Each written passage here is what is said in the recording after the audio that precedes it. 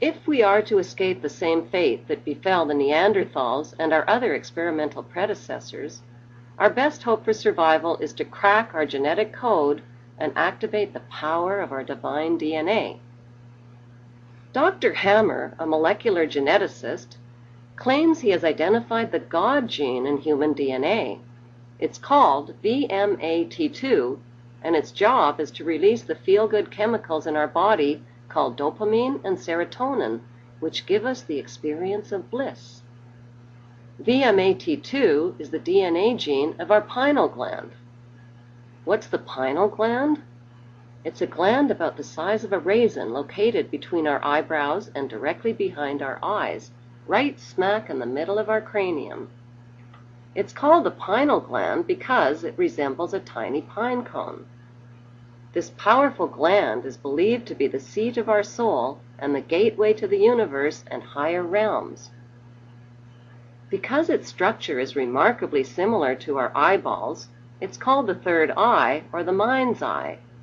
It actually has a lens, cornea, and retina.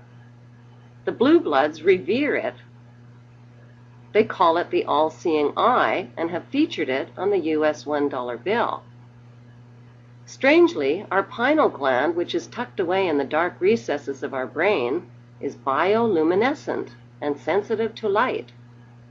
Like a cell phone, it has a built-in wireless transmitter and is the connecting link between the physical and spiritual worlds and higher frequencies.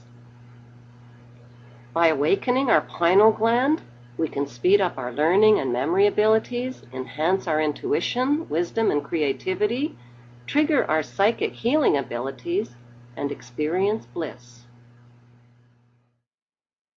Alright, so in this video, we are locating the pineal gland, which was once thought of as the seat of the soul. This is the gland from which you have all of your sleep, your melatonin that's involved with your sleep. So what we're going to do is we're going to dissect and look for the pineal gland. So here's the parietal lobe, here's the frontal lobe, and here's the occipital lobe. We're going to take off these parts right here. And then what we're going to do is we're going to dissect half of the cerebrum. And then what we're going to do is we're going to take out the cerebellum right here. And then we're going to zoom in real closely. And we will notice the pineal gland, that's the left hippocampus. Here is the corpus callosum. And what we're going to do is dissect that. And once we go back to multi-pick, there is the pineal gland. So that's just a location of the pineal gland. And if we take another important note, here is the pars distalis and the pars nervosa, or simply anterior and posterior pituitary, or neurohyphosis or adenohyphosis.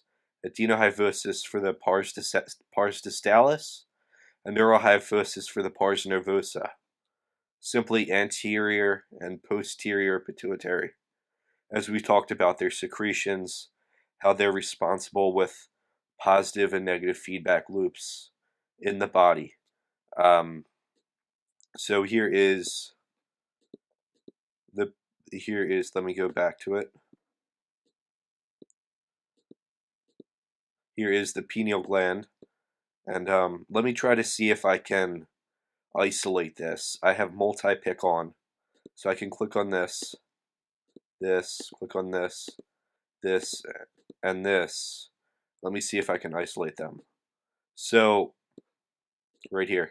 So that is what the pineal gland looks like and appears to be.